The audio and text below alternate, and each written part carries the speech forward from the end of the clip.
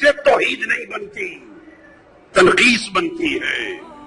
حضور کی شان اقدس اور عقیدہ رسالت کا ایک باب اور ہے، وہ یہ کہ آج ہم میں سے کئی لوگ ہم میں اس بات سے بھی گھبراتے ہیں کہ حضور کو وسیلہ بنانا چاہیے یا نہیں۔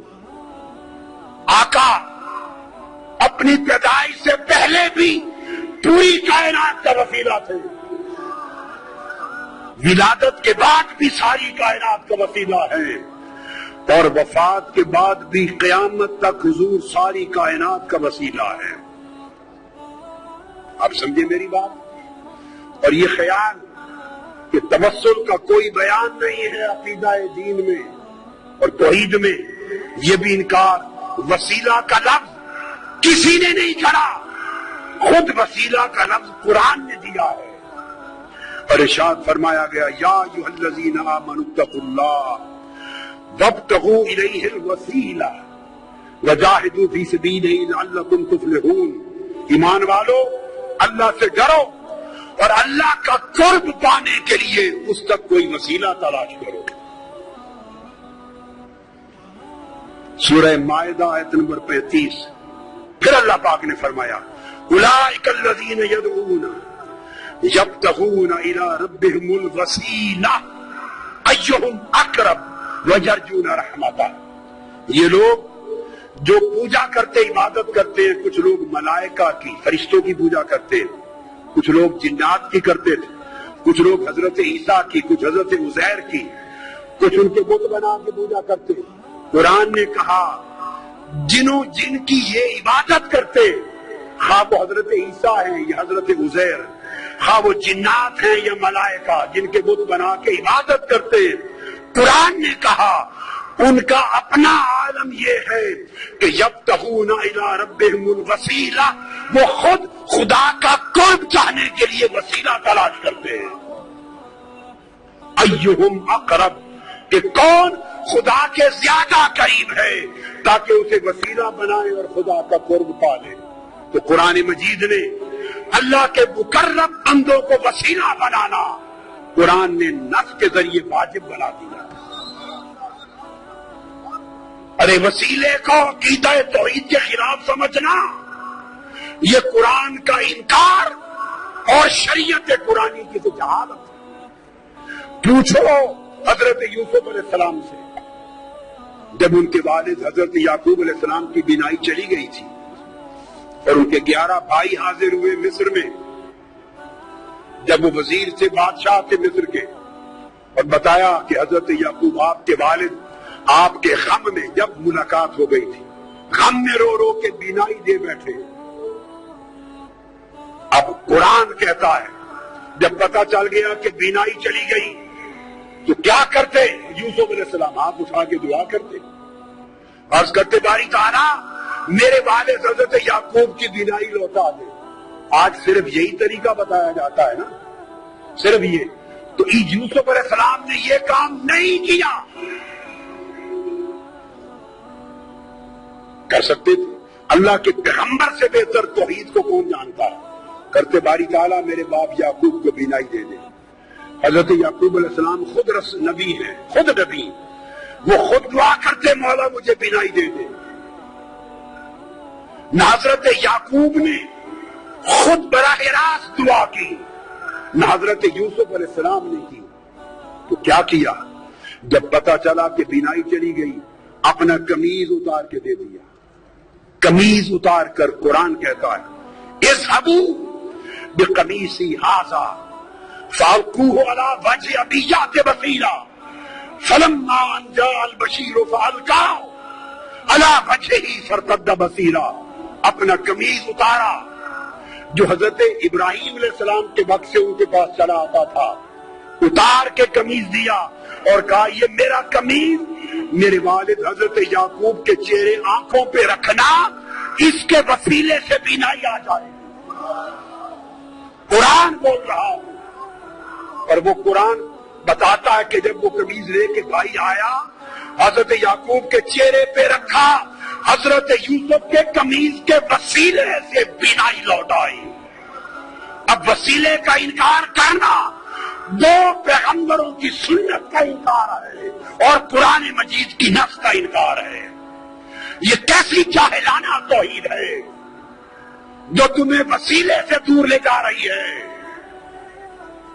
ارے وسیلہ مصطفیٰ کے بغیر تو آپ کے ہمارے باپ حضرت آدم کی توبہ بھی قبول نہ ہوتی۔ آقا علیہ السلام کی اپنی سنت دیکھیے کیا ہے، اپنی سنت آقا علیہ السلام کی کہ حضور خود بھی وسیلے سے دعا کرتے۔ سبحان اللہ۔ میں آپ کو حدیث دے رہا ہوں اور یہ حدیث دے رہا ہوں، آج تک کسی محدث نے آقا کی اس دعا کی روایت کو رد نہیں کیا۔ اور وہ دعا کیا ہے کہ سیدنا علی المرتضیٰ کرم اللہ وجہہ الکریم کی والدہ ماجدہ جب وفات پا گئی، حضرت فاطمہ بنت اسد بن ہاشم آقا علیہ السلام کی چچی تھی، پالا تھا، پیار کیا تھا، وفات ہو گئی جب تو آقا کو بڑا غم تھا۔ ان کی قبر کھودی، مولا علی المرتضیٰ کی والدہ حضرت فاطمہ بنت اسد جب قبر کھودی تو آقا علیہ السلام خود قبر میں لیٹ گئے، پھر ان کو لحد میں اتارا گیا، لحد میں اتار کر جب اتار چکے تو آقا علیہ السلام نے خود قبر پہ کھڑے ہو کے دعا کی۔ اب جو دعائے مصطفیٰ حضرت فاطمہ بنت اسد ام علی مرتضیٰ کی قبر پر آقا نے کی ہے وہ دعا سنیے۔ اس کے بعد وسیلہ مصطفیٰ کا انکار کرنا، اس کو چاہیے کہ دین اسلام چھوڑ دے، وہ بے ایمان۔ کسی محدث نے اس کو رد نہیں کیا۔ آپ نے دعا کی اور دعا کی اللہم اللہ الذی یحیی و یمیت وہو حی لا یموت اغفر لأمی فاطمہ بنت اسد ولقنھا حجتھا۔ اے اللہ جو زندہ و سلامت ہے اور قائم و دائم ہے، جو فوت نہیں ہوتا، میری ماں فاطمہ بن اسد کی بخشش فرما، اس کو اس کے کلمہ کی تلقین فرما، اور آگے وَوَسِّعْ عَلَيْهَا مَدْخَلَهَا، اس کی قبر کو اس پر وسیع کر دے، بے حق کے نبیے کا، تجھے تیرے نبی محمد مصطفیٰ کا وسیلہ۔ آقا علیہ السلام دعا کر رہے ہیں، فرمایا وَسِّعْ عَلَيْهَا مَدْخَلَهَا بِحَقِّ نَبِيِّكَ، بالا باری تعالیٰ تجھے میرا واسطہ، میرا وسیلہ، محمد مصطفیٰ کا وسیلہ، اس کی قبر کو وسیع کر دے۔ والانبیاء الذین من قبلی، اور ان سب نبیوں کا واسطہ، وسیلہ جو مجھ سے پہلے ہوئے۔ اب یہ کہنا کہ اس طریقے سے دعا کرنا جائز نہیں کہ نبی کے واسطے سے بخش دے، نبیوں کے واسطے سے بخش دے، فلاں کے وسط کے وسیلے سے بخش دے، ایسا اگر کوئی شخص کہے تو اس سے بڑا جاہل کوئی نہیں ہے قرآن اور حدیث کا۔ آقا علیہ السلام نے سنت بنایا۔ اس حدیث کو سنیے، امام طبرانی نے روایت کیا، امام ابو نعیم نے روایت کیا، امام حیثمی نے روایت کیا، امام ابن حبان نے روایت کیا، امام حاکم نے روایت کیا، اور کہا رجال الصحیح ہے، حدیث کے رجال سند صحیح ہے۔ یہ آقا علیہ السلام نے خود اپنے وسیلے سے دعا کی۔ ارے جب آقا علیہ السلام کی ولادت بھی نہ ہوئی تھی، حضرت عمر فاروق رضی اللہ تعالیٰ عنہ روایت کرتے ہیں، سرکار فاروق اعظم، اور اس حدیث کو امام حاکم نے روایت کیا، امام بیہقی نے، اور امام حاکم نے کہا ھذا حدیث صحیح الاسناد۔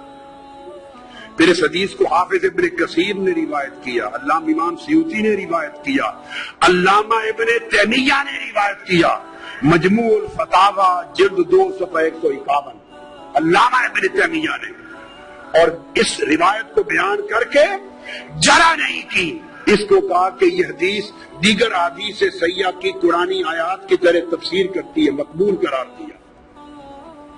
سیدنا فاروق اعظم نے کہا کہ آقا علیہ السلام نے فرمایا، آدم علیہ السلام جب زمین میں آئے تو دعا کی، یا رب اسألک بحق محمد لما غفرت لی، میں تجھے واسطہ محمد مصطفیٰ سے بخشش مانگتا ہوں۔ اللہ نے فرمایا فقد غفرت لک ولولا محمد ما خلقتک، آدم تو نے مصطفیٰ کا وسیلہ پیش کیا ہے، میں نے تیری خطا معاف کر دی، اگر محمد نہ ہوتے تو تجھے بھی پیدا نہ کرتا۔ میں نے اختصار سے بتا دیا، اور اس کو میں نے کہا کہ ابن تیمیہ نے بھی تک نے اس کی تصریح اور تائید کی، اور امام طبرانی نے حدیث صحیح کے ساتھ تائید کی۔ اب میں اگلا حوالہ دے رہا ہوں۔ عبداللہ ابن عباس روایت کرتے ہیں، قرآن مجید کی آیت ہے، قرآن مجید کہ بنی اسرائیل جب لڑائی کرتے تھے اوس اور خزرج کے مقابلے میں یا کفار کے مقابلے میں، تو فتح یابی کے لیے آقا علیہ السلام کا وسیلہ پیش کرتے تھے۔ اس کو قرآن نے بیان کیا کہ آقا علیہ السلام کے وسیلے سے کفار پہ مدد طلب کرتے تھے۔ عبداللہ ابن عباس روایت کرتے ہیں ان یہودا کانوا یستفتحون علی الاوس والخزرج برسول اللہ قبل مبعثہ، حضور کی بعثت سے پہلے اوس و خزرج پر فتح یابی کے لیے یہود حضور کے وسیلے سے دعا کرتے تھے۔ اور اسی روایت کو جو میں نے بیان کی امام ابو نعیم نے سن لیے، کتنوں نے روایت کیا دلائل میں، حافظ ابن حجر اسقلانی نے اس کو روایت کیا اصابہ میں، امام طبری نے تفسیر ابن جریر میں، امام ابن ابی حاتم نے اپنی تفسیر میں، حافظ ابن کثیر نے اپنی تفسیر میں، اور پھر امام بغوی نے تفسیر معالم التنزیل میں، علامہ زمخشری نے اپنی تفسیر میں، امام قرطبی نے اپنی تفسیر میں، امام بیضاوی نے اپنی تفسیر میں، امام نصفی نے اپنی تفسیر میں، امام ابن حبان نے اپنی تفسیر میں، امام حازم نے اپنی تفسیر میں، امام اندلسی نے اپنی تفسیر میں، ابن کثیر نے اپنی تفسیر میں، امام ابو سعود نے اپنی تفسیر میں، سیوطی نے اپنی تفسیر میں، اور علامہ آلوسی نے اپنی تفسیر میں، روح البیان نے اپنی تفسیر میں، امام شوکانی نے فتح القدیر میں، قاضی ثناء اللہ پانی پتی نے اپنی تفسیر میں۔ الغرض جو تفسیر دنیا کی ائمہ کی اٹھائیں، کسی ایک مفسر نے 1200 سال کے ذخیرہ تفسیر میں اس کا انکار نہیں کیا، ہر ایک نے بیان کیا۔ آج کوئی شخص کیا جرت رکھتا ہے کہ قرآن کی اس آیت کی تفسیر کا انکار کرے، جسے 1400 سال تک ہر امام تفسیر نے اور ہر محدث نے اس کو بیان کر کے اس پر اعتماد کیا۔ حضرت معاذ نے کہا، یہود کو پکڑ لیا، حضرت بشر بن البرا نے پکڑ لیا اور کہا یہودیوں ہم جب مشرک تھے تو حضرت محمد مصطفیٰ کا وسیلہ دے کر ہم سے فتح مانگتے تھے اللہ سے اور فتح یاب ہوتے تھے، آج ہم ان پر ایمان لے آئے تو منکر ہو گئے۔ اتنا معروف قرآن کا حکم امام بہقی نے، امام طبری نے، ابن حاتم نے۔ الغرض اگر میں 500 کتب کا حوالہ دوں تو 1200 سال میں 500 تفسیریں حدیثیں پر جائیں۔ کون انکار کر سکتا ہے سوائے اس شخص کے جو جاہل ہے، جس نے عربی کتابیں کبھی کھول کے نہیں دیکھی، جس کو 2 سطریں پڑھنی نہیں آتی، اور وہ لوگوں کے سامنے عقیدہ بیان کرتا ہے۔ پھر اس کے بعد آقا علیہ السلام نے حکم دیا، جو عمل تھے۔ حضور علیہ السلام کی بارگاہ میں ایک نابینا شخص آیا، عثمان بن حنیف روایت کرتے ہیں، عرض کیا یا رسول اللہ میں نابینا ہو گیا ہوں، دعا کر دے میری بینائی آ جائے۔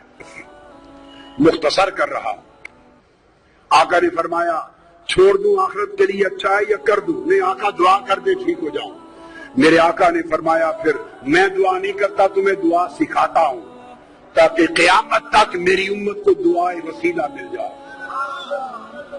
دعائے وسیلہ تاجدار کائنات نے سکھائی۔ کون ہے مصطفیٰ کی سکھلائی ہوئی دعائے وسیلہ کا جو انکار کرے؟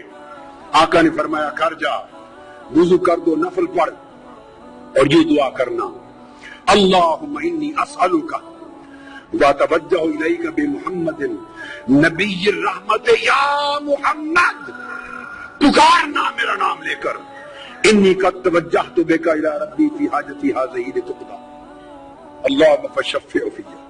دعا کرنا ہے اللہ میں تجھ سے سوال کرتا ہوں اور تیری بارگاہ کی طرف متوجہ ہوتا ہوں نبی رحمت حضرت محمد مصطفیٰ کے وسیلے سے، حضور کے واسطے سے. یہ کہہ کر آقا نے فرمایا پھر مجھے پکارنا، کہنا یا محمد. آج لوگ کہتے ہیں کہ حضور کو پکارنا جائز نہیں. ارے جائز ناجائز کی شریعت آپ نے اور میں نے بنائی ہے. جائز ناجائز والی شریعت مصطفیٰ نے بنائی ہے. یہ حق نہ تجھے ہے نہ مجھے ہے، یہ حق مصطفیٰ کو ہے. مصطفیٰ خود فرمائے گھر جا کے دعا کر کے مجھے پکار کے کہنا یا محمد. تم حضور کے منکر ہو. یہ کہہ کر انہوں نے دعا کی یا محمد آپ کے وسیلے سے اللہ سے مانگتا ہوں. تو پھر حدیث پاک میں آتا ہے آگے اس نے حضور کے وسیلے سے دعا مانگی. عثمان بن حنیف کہتے ہیں ابھی ہم بیٹھے ہی تھے، مجلس ختم نہ ہوئی تھی کہ وہ شخص بینا ہو کر پلٹ کر آ گیا مصطفیٰ کی بارگاہ میں. حضور کے وسیلے سے دعا مانگنے کی دیر تھی کہ بینا ہی لوٹ آئی. یہ حضور کی حیات پاک تھی. اب بعض لوگ یہ کہتے ہیں کہ وفات کے بعد حضور کو نہیں پکارنا چاہیے اور وفات کے بعد آج حضور سے نہیں مانگنا چاہیے، وفات کے بعد حضور کا کوئی وسیلہ نہیں. ارے خدا کے بندو، اپنے من گھڑت دین کو لوگوں کو بیان کر کے گمراہ نہ کرو. وہ دین بیان کرو جو مصطفیٰ نے سکھایا ہے. اب یہی حدیث امام طبرانی روایت کرتے ہیں اور امام بیہقی روایت کرتے ہیں، امام منذری روایت کرتے ہیں اور لکھتے ہیں حاضر حدیث حدیث صحیح. تو یہ نہ کہے کہ حدیث ضعیف دے رہا ہوں. ائمہ نے حدیث کو صحیح لکھا. کہتے وہی شخص حضرت عثمان غنی کا زمانہ تھا، وہ حیات تھا، تو جس کی بینائی لوٹ آئی تھی حضور کے وسیلے والی دعا سے. ایک اور شخص تھا، اس کو کوئی کام تھا سیدنا عثمان غنی کے بعد. وہ بار بار جاتا، دروازے کے بواب اسے ملنے نہ دیتے، اس کی حاجت پوری نہ ہوتی. وہ پریشان ہو گیا. اچانک اس کی ملاقات عثمان بن حنیف والی روایت میں، وہ جو نابینا تھا، حدیث الدریر، جو بینا ہو گیا تھا حضور کے وسیلے سے، اس سے ہو گئی. اس نے کہا گھر جا کے یہ دعا پڑھو اور حضور کو پکارو یا محمد. آقا علیہ السلام کا دور گزر گیا، سیدنا عثمان غنی کا زمانہ ہے. اس نے پھر دعائے وسیلہ پڑھی، یا محمد پکارا. پکار کے پلٹا، سیدنا عثمان غنی کے دروازے پر گیا ہی تھا، جو بواب اسے کھڑا نہیں ہونے دیتا تھا. اس نے بازو پکڑا اور عثمان غنی کی کرسی کے ساتھ جا بیٹھا. وہی اس کا کام ہو گیا. اور محدثین فرماتے ہیں کہ اس سے ثابت ہوا کہ قیامت تک جب حاجت ہو تو وسیلہ مصطفیٰ کی ان کلمات کے ساتھ دعا کی جائے. آقا علیہ الصلوۃ والسلام حضور کو یہ سمجھنا معاذ اللہ کہ زندہ نہیں، استغفر اللہ، خاک میں مل گئے. ارے خدا تجھے خاک میں ملا دے. مصطفیٰ کی بے ادبی کرنے والے، تمہیں خبر نہیں کہ انبیاء کے جسم کو زمین کھا نہیں سکتی، شہداء کے جسموں کو نہیں کھاتی، اولیاء کے جسموں کو نہیں کھاتی. تم انبیاء کی بات کرتے ہو اور پھر سید الانبیاء کی بات کرتے ہو. حدیث پاک میں ہے، امام احمد بن حنبل نے روایت کیا، امام حاکم طبرانی نے، حاکم نے کہا حدیث صحیح الاسناد، کہ حضرت ابو ایوب انصاری رضی اللہ پاک علیہ السلام کی قبر مبارک پر گرے پڑے ہیں، قبر مبارک پر لپٹے رو رہے ہیں. پیچھے مروان بن حکم آ گیا اور مروان نے دیکھا کوئی شخص حضور کے مزار پر لپٹ کے رو رہا ہے. اس نے کندھا پکڑا اور کہا کہ تمہیں معلوم ہے کیا کر رہے ہو؟ تدری ما تصنع، معلوم ہے کیا کر رہے ہو؟ آپ نے پیچھے مڑ کے دیکھا. جب مڑ کے دیکھا فاقبل علیہ فیضا وہ ابو ایوب، مڑ کے دیکھا مروان کانپ گیا. وہ حضرت ابو ایوب انصاری تھے رضی اللہ تعالیٰ عنہ. انہوں نے جواب دیا قال نعم یہ تو رسول اللہ صلی اللہ علیہ وسلم ولم آت الحجر، پوچھنے والے میں رسول پاک کے پاس آیا ہوں، کسی پتھر کے پاس نہیں آیا۔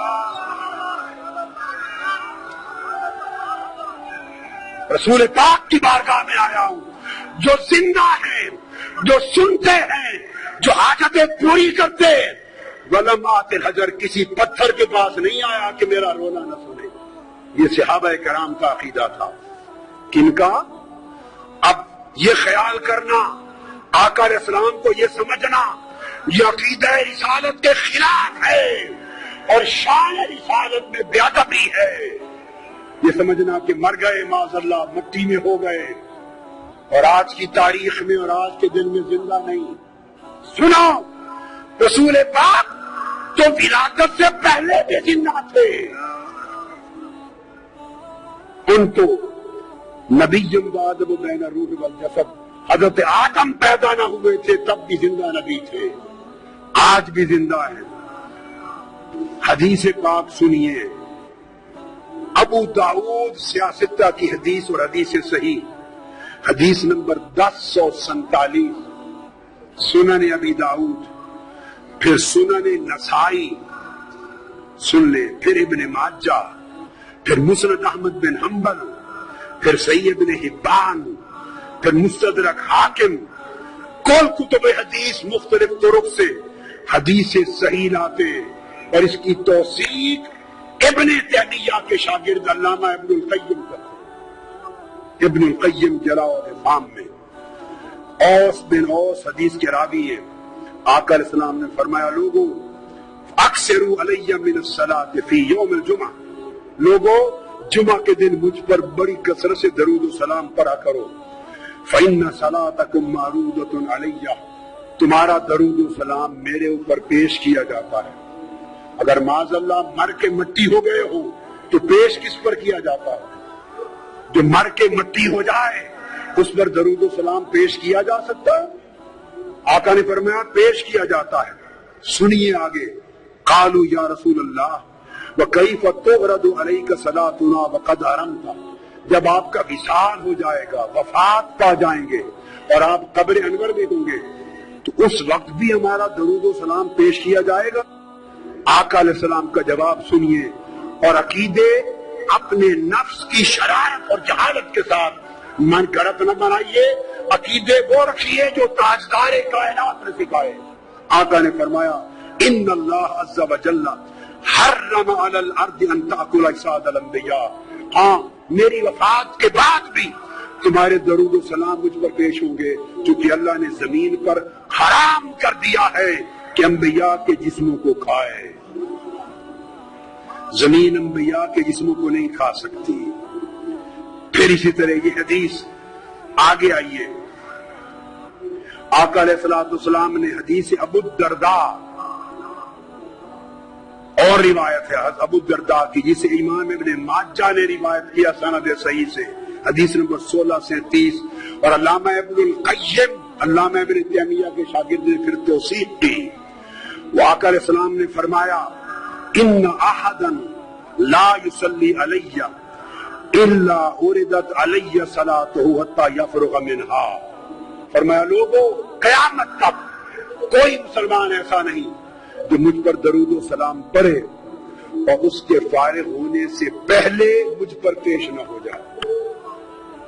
ابھی درود و سلام ختم نہیں کرتا کہ مجھے پیش ہوتا ہے۔ صحابی کہتے ہیں حضرت ابو الدرداء، قلت وبعد الموت، یا رسول اللہ جب آپ وفات فرما جائیں گے اس کے بعد بھی؟ لوگ کہتے ہیں آج کی تاریخ میں زندہ نہیں، معاذ اللہ، میں تمہیں آج کی تاریخ بتاتا ہوں کیا ہے۔ پوچھا وفات کے بعد بھی؟ آقا نے فرمایا، قال ان اللہ حرم علی الارض ان تاکل اجساد الانبیاء فنبی اللہ حی یرزق، فرمایا ہاں وفات کے بعد بھی زمین پر حرام کر دیا ہے کہ اللہ کے نبی کے جسم کو کھائے۔ اللہ کا نبی قبر میں زندہ ہوتا ہے، اسے قیامت تک رزق دیا جاتا ہے۔ اور پھر آقا علیہ السلام نے فرمایا، حضرت حسن بن علی ابن ابی طالب روایت کرتے ہیں، امام ابو یعلا سند صحیح کے ساتھ راوی ہے، آقا علیہ السلام نے فرمایا لوگوں صلو علیہ وسلموا، مجھ پر کثرت سے درود بھی پڑھا کرو اور سلام بھی، فإن صلاتکم وسلامکم یبلغنی اینما کنتم۔ ایک تو تھا کہ فرشتے پہنچاتے ہیں، نہیں یہ دوسری بات فرمائی، فرشتے تو نوکری کرتے ہی ہیں پہنچانے کی، فرشتے اسی طرح پہنچاتے ہیں آقا کی بارگاہ میں درود و سلام جیسے ہمارے اعمال اللہ کی بارگاہ میں پہنچاتے ہیں۔ اگر آپ یہ سمجھے اگر حضور خود سنتے ہمارا درود و سلام تو فرشتے کیوں پہنچاتے؟ اگر ذہن میں یہ آئے تو میرا سوال ہے اگر خدا خود دیکھتا تو فرشتے نامہ اعمال خدا کو لکھ کر کیوں پہنچاتے؟ فرشتے صبح و شام ہمارا نامہ اعمال خدا کی بارگاہ میں پیش کرتے، اس پیش کرنے سے اگر علم خدا کی نفی نہیں ہوتی تو جو فرشتے درود و سلام پیش کرتے ہیں اس سے علم مصطفیٰ کی نفی نہیں ہوتی۔ آقا نے فرمایا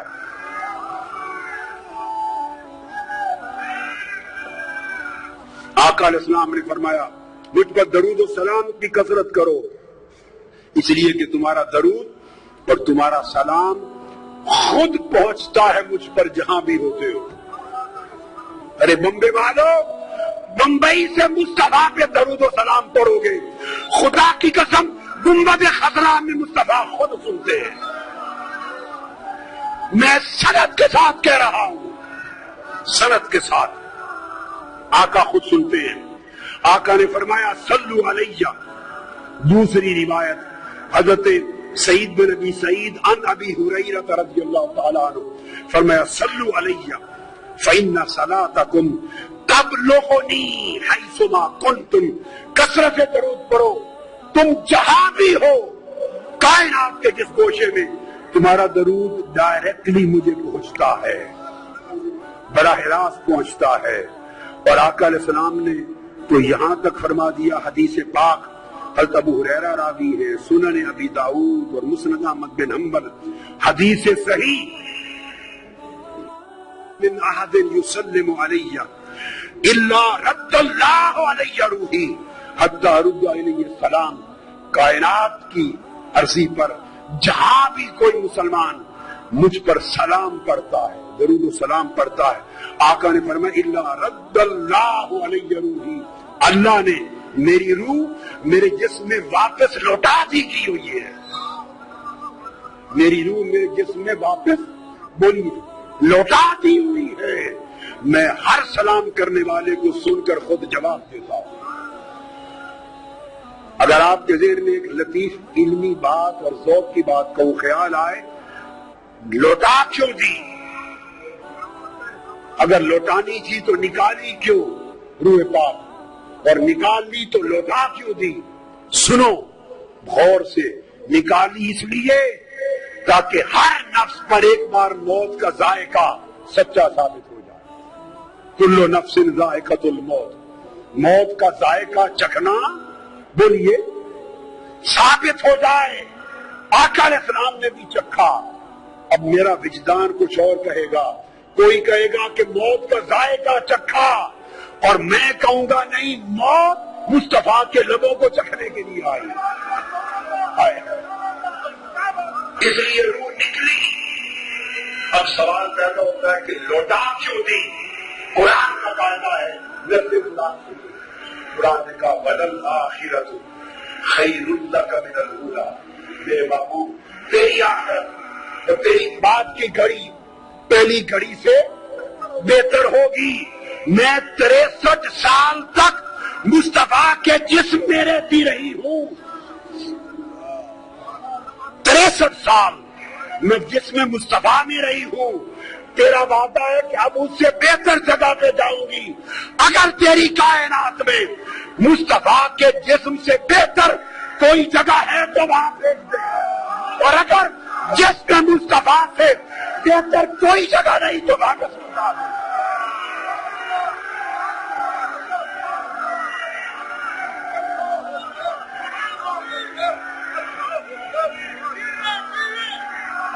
لا محالہ رحمت خدا نے جواب دیا ہوگا، رحمت خدا نے روح مصطفیٰ کے جسم سے بہتر تو نہ فرش پر میرے پاس کوئی جگہ ہے، نہ عرش پر، نہ مکان پر، نہ لا مکان پر۔ مصطفیٰ کے جسم سے تو اعلیٰ جگہ نہیں۔ روح نے عرض کیا ہوگا باری تعالیٰ اگر جسم مصطفیٰ سے بہتر جگہ نہیں تو واپس لوٹا دے۔ حکم ہوا ہے روح مصطفیٰ پلٹ جا اور قیامت تک مصطفیٰ کے جسم میں رہے۔ اس لیے حضور جسمانی طور پہ بھی زندہ ہے اور روحانی طور پر بھی زندہ ہے۔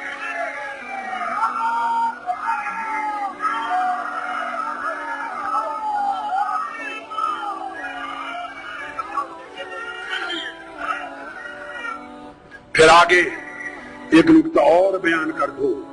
ایک گمراہی یہ بھی پھیلائی جاتی ہے کہ شفاعت کوئی نہیں ہوگی، کوئی سفارش نہیں کرے گا، اور شفاعت کی نفی کی جاتی ہے۔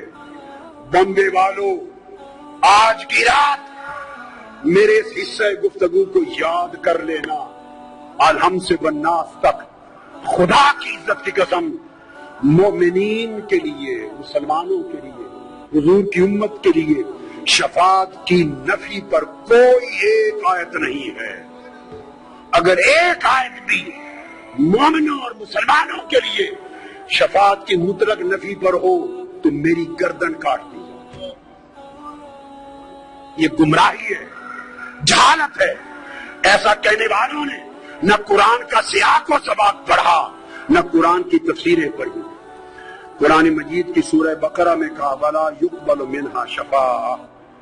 میں صرف آیتیں کوٹ کروں گا جس میں شفاعت کی نفی آئی ہے۔ شفاعت کی حضرت عبداللہ ابن عباس نے، ارے خود کیوں کرتے ہو مانا قرآن کا؟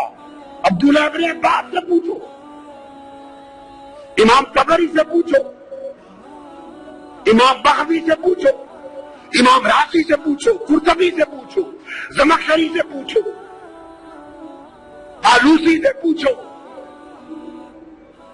خازن سے پوچھو، کولائی میں تفسیر سے پوچھو، آج کے دور کے قاسمی تک سے پوچھو۔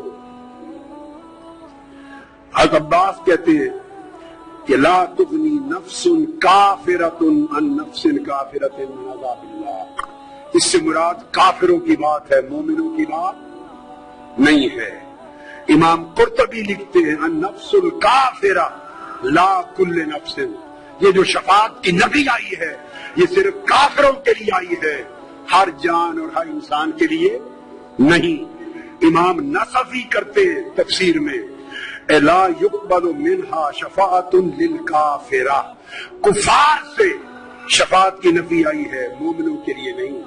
امام خازن نے یہی کہا۔ آؤ حافظ ابن کثیر کو پڑھ لو، وہ لکھتے ہیں ولا يقبل منها شفاعت یعنی من الکافرین۔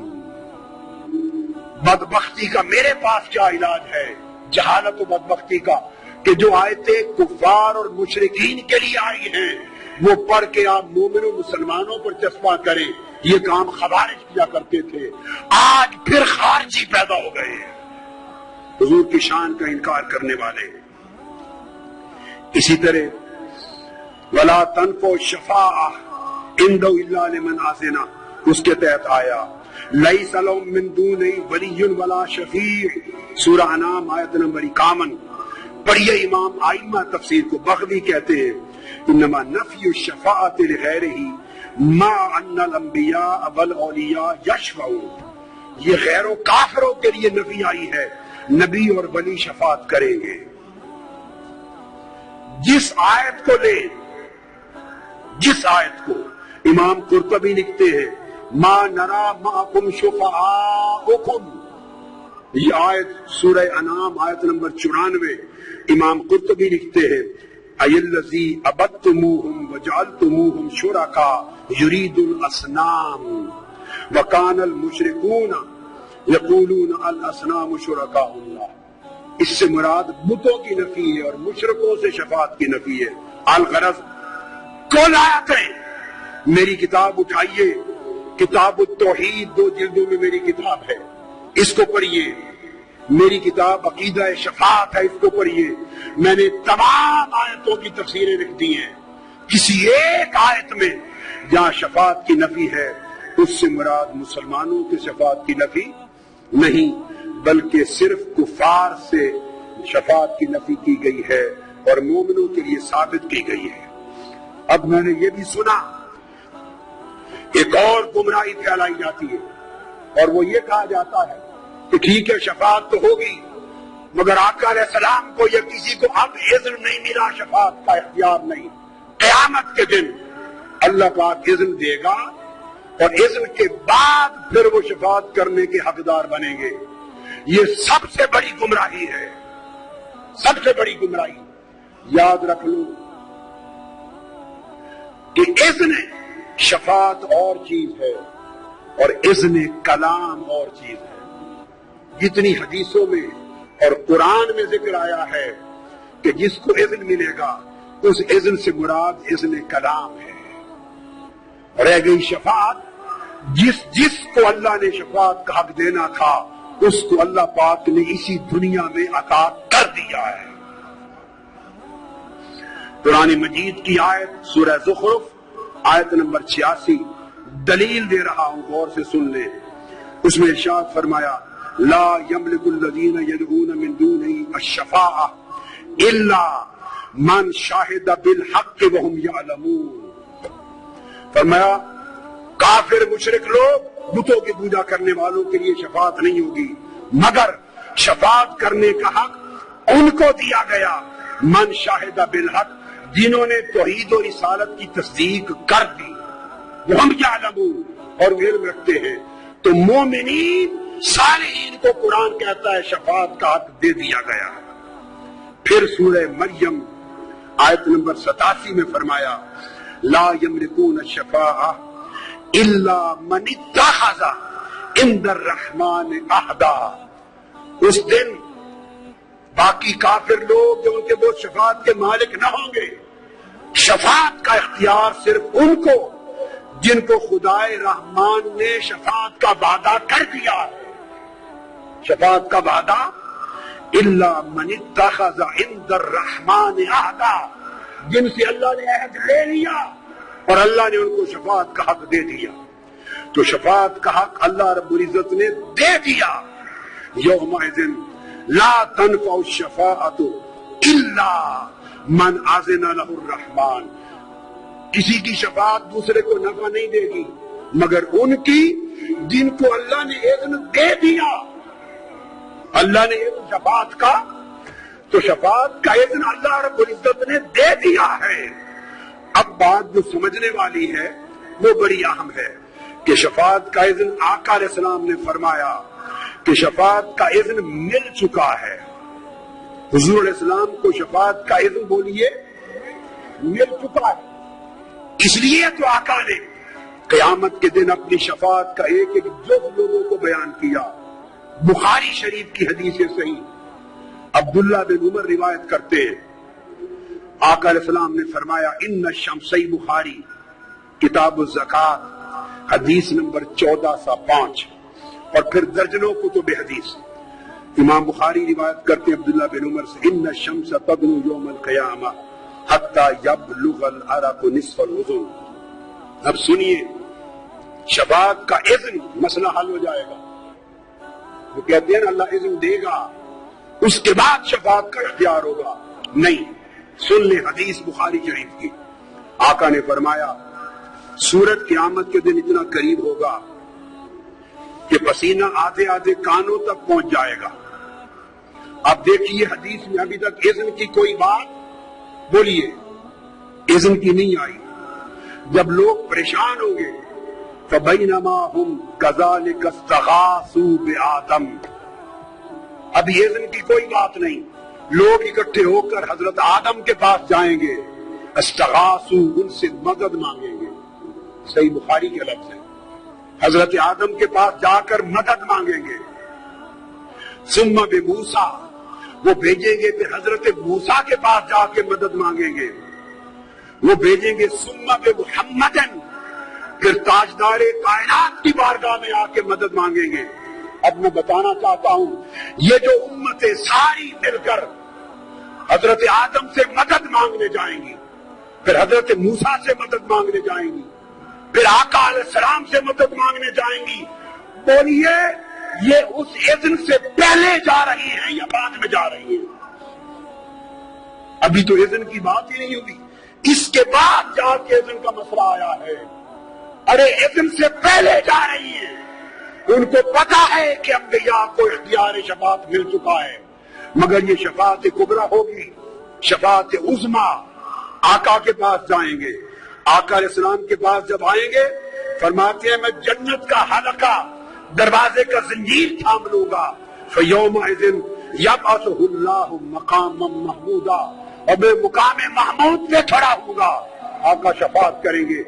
یہ ایک ایک نبی سے جا کے مدد مانگنا اور آقا کا شفاعت عظمیٰ کرنا یہ اذن سے پہلے ہے۔ صحیح بخاری میں اذن سے پہلے ہے۔ پھر آپ کی سنیے، آقا علیہ السلام کو زندگی میں اذن مل گیا تھا، اس کا انکار سینکڑوں احادیث صحیحہ کا انکار اور شان مصطفیٰ کا انکار ہے۔ حضرت عبداللہ بن عمرو بن العاص روایت کرتے ہیں، صحیح مسلم کی حدیث صحیح، آقا علیہ السلام نے دو آیتیں پڑھی، ایک میں حضرت ابراہیم کا ذکر تھا، ایک میں حضرت عیسیٰ کا، ہاتھ اٹھائے اور رو پڑے، بتاؤں تاجدار کائنات کو اذن کب ملا؟ حضور کو اذن شفاعت ارے نادام مل چکا، وہ شفاعت کے مالک ہو گئے، ان سے صحابہ شفاعت مانگا کرتے اور وہ شفاعت دیا کرتے تھے۔ آقا فرماتے کب ملا اذن شفاعت؟ قیامت کو نہیں ملنے لگا، وہ مل چکا۔ کب؟ صحیح مسلم حدیث صحیح اور حدیث نمبر 202 کتاب الایمان۔ عبداللہ بن عمرو بن العاص کہتے ہیں آقا علیہ السلام رو دیے، ہاتھ اٹھائے، رو کے کہے اللہم امتی امتی، اے اللہ میری امت وبکا۔ اب بتا رہا ہوں اذن شفاعت ابھی ملنا ہے یا مل چکا ہوا؟ جب رو دیے فقال اللہ یا جبریل، اللہ پاک نے جبرائیل امین کو بلایا، فرمایا جبرائیل اذهب الى محمد، جاؤ میرے محبوب محمد مصطفیٰ آپ کے پاس، وربک عالم فسلہ ما یبکیک، اور جاؤ پوچھو میرے محبوب آپ کیوں روتے ہیں، پوچھو میرے محبوب آپ کو کس شے نے رولا دیا، کیا رولا دیا؟ فاتاہ جبریل فسالہ فاخبرہ، جبرائیل امین آئے، آقا علیہ السلام سے پوچھا، آقا اللہ نے پوچھا ہے آپ کیوں روتے ہیں؟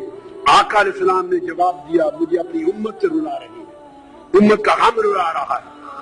اللہ پاک نے فرمایا جبرائیل دوبارہ جا، اذهب الى محمد۔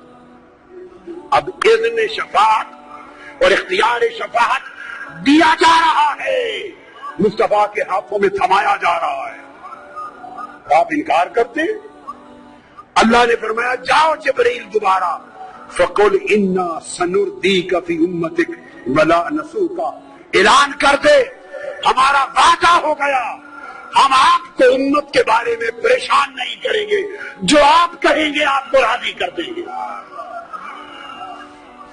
جو آپ کہیں گے آپ کو راضی کر دیں گے۔ اور پھر کس طرح اذن ملا؟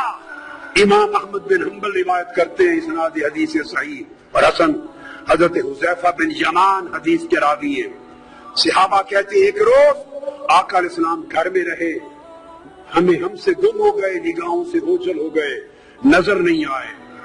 ایک دن کے بعد تشریف لائے، ہم نے پوچھا آقا کل سارا دن آپ نے کہاں گزارا؟ ہم ترستے رہے، آپ گھر سے باہر نہیں نکلے، کہاں گزارا؟ آقا نے فرمایا ان ربی تبارک و تعالی استشارنی فی امتی، میرے اللہ نے میری امت کے بارے میں مجھ سے مشورہ کیا۔ آپ کہتے ہیں نبی ملے گا نادان؟ آپ نے پڑھا کیا ہے حدیث مصطفیٰ کو، ہاتھ نہیں لگایا کتابوں کو۔ آقا فرماتے میں سارا دن اس لیے نہیں نکلا، میرا رب مجھ سے میری امت کے بارے میں مشورہ فرما رہا تھا.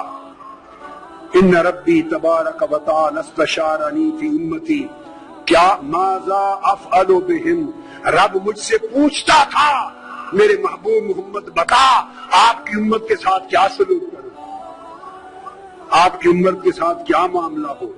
فقلت ما شئت اے رب، میں نے عرض کیا باری تعالیٰ تو مالک ہے، جیسے تو چاہے جیسے چاہے، ہم خلقوں کا عباد وہ تیرے بندے ہیں. اللہ نے پھر پوچھا فاستشارنی الثانیہ، دوبارہ مشورہ چاہا. نہیں مصطفیٰ جو تو کہے وہ ہی کرتا ہوں، مشورہ دے. پھر میں نے کہا مولا تو مالک ہے.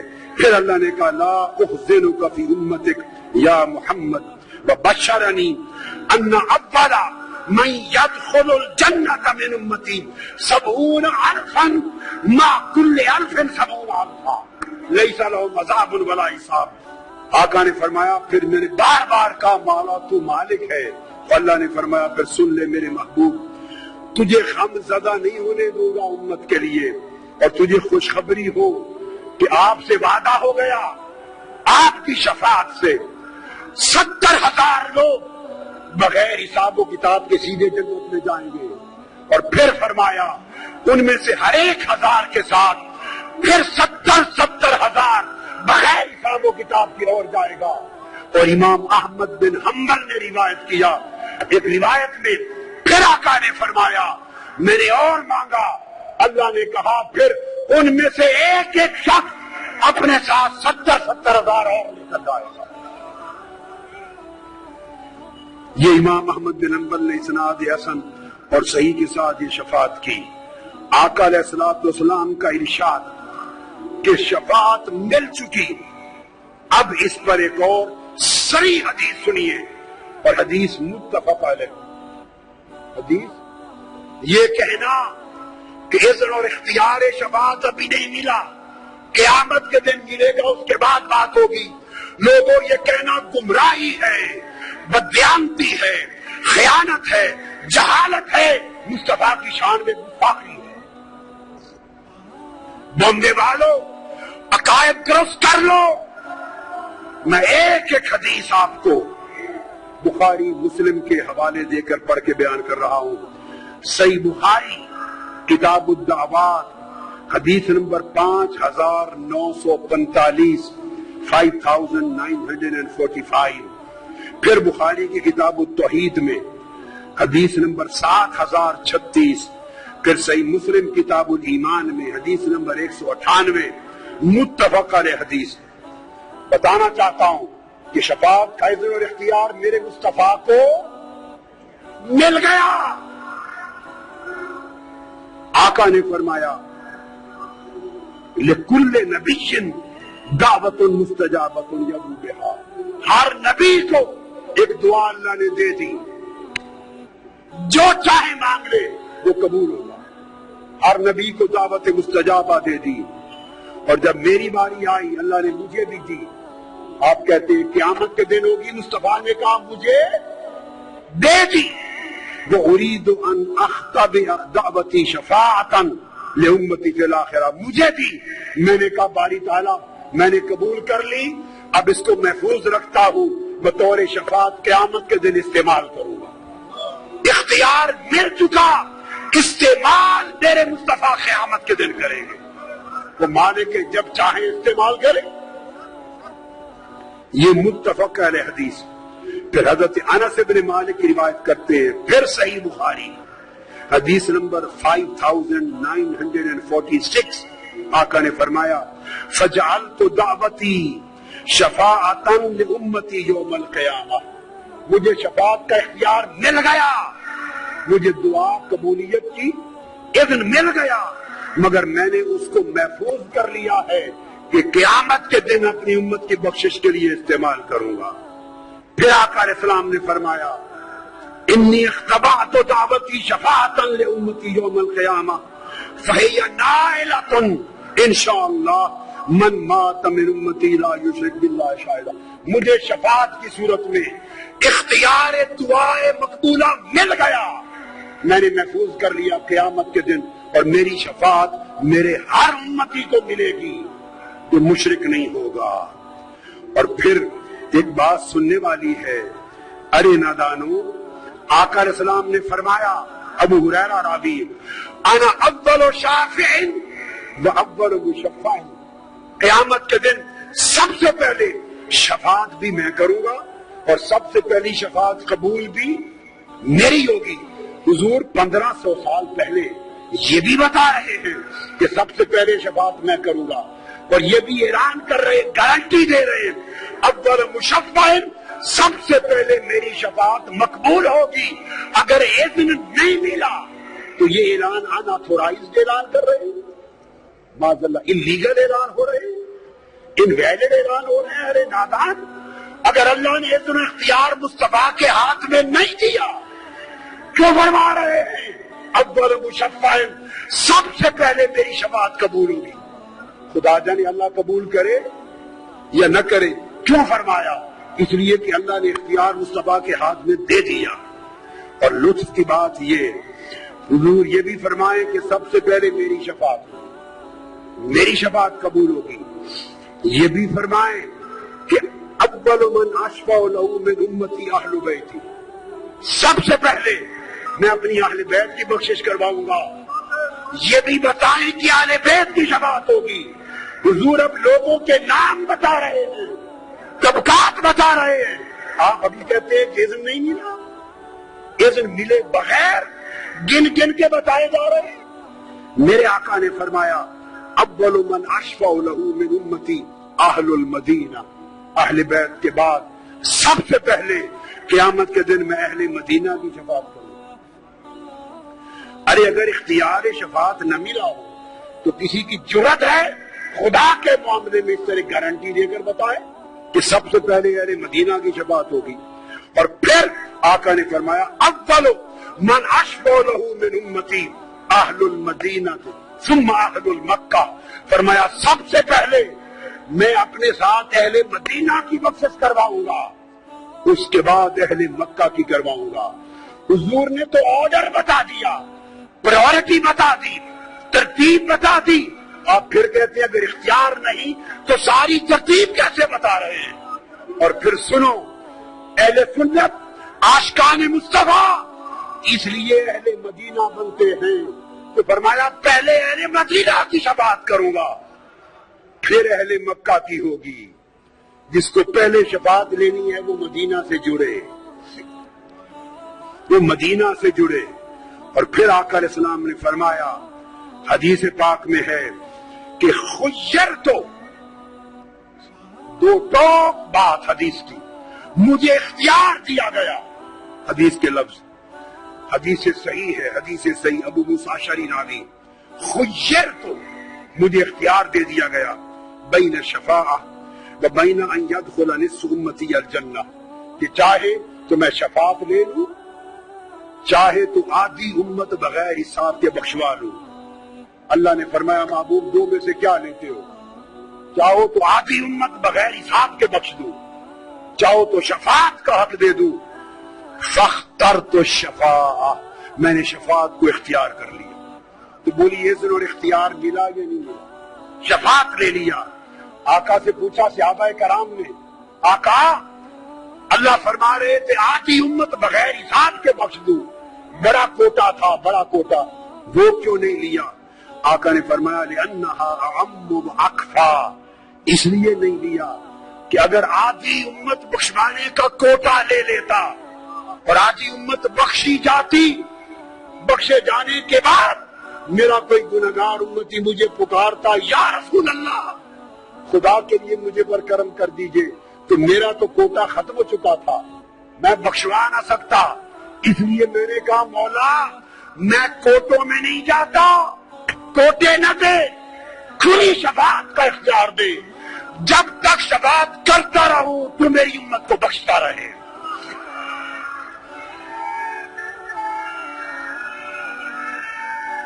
اور آقا نے فرمایا وَلَكِنَّهَا لِلْمُذْنِبِينَ الْخَطَّائِينَ الْمُتَلَبِّسِينَ، سنو یہ شفاعت نیکوکاروں کی نہیں، نیکوکار اللہ کے فضل سے بخشے جائیں گے، میری شفاعت گنہگاروں کے لیے ہے، میری شفاعت गुनाहगारों के लिए है। और हदीस खास, चूंकि शफाअत का इख्तियार था ताजदार कायनात को, इसलिए सहाबा का अकीदा था वो हुजूर से शफाअत मांगते थे, जिंदगी में मांगते थे। मुसअब असलमी कहते कि एक सहाबी आका की बारगाह में आया, काल इन्नी साइलों का सुआलन, अर्ज किया या रसूल अल्लाह मेरा एक सवाल है। एक सहाबी अर्ज करते, इमाम तबरानी रिवायत करते, मुजम कबीर रिजाल सही है हदीस के। आका ने फरमाया वमा होगा, पूछने वाले बोल तेरा सवाल क्या है। उसने कहा असआलू का, आपसे मांगता हूं, अंतजालनी मन तशफउ लहु यौमल क़ियामा, मुझे शफाअत वालों में शामिल कर दे जिनकी आप शफाअत करें। मेरे आका ने फरमाया जा फइन्नका मिम्मन अशफउ लहु यौमल क़ियामा, जा तुझे मैंने शफाअत में शामिल कर दिया। तो पता चला कि आका अलैहिस्सलाम को उम्मत के लिए बगैर हदो हिसाब व किताब शफाअत का इख्तियार दे दिया। इस तरह हुजूर की उम्मत के औलिया को दिया, सालिहीन को दिया, कुरान को दिया, हाफिज कुरान को दिया, नेक को दिया, मासूम बच्चों को दिया। ये सब हदीस सहीहा में है। जो समझे कि इज़्न और इख्तियार शफाअत का नहीं मिला, वो सैकड़ों हदीस सहीहा का इनकार करता है। पैगाम ये है लोगों, I am finishing now, my last word as message, आका से मोहब्बत करो, अदब अजमत और शान रिसालत का अकीदा रखो और हुजूर की मोहब्बत के बायस खुद मोहब्बत वाले बन जाओ।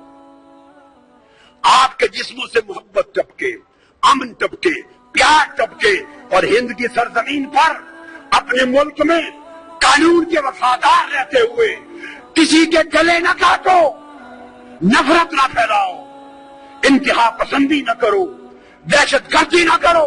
मुसलमान पुर मोहब्बत है, पुर अमन है, प्यार करने वाला है, गरीबों की मदद करने वाला है, डूबने वाले को बचाने वाला है।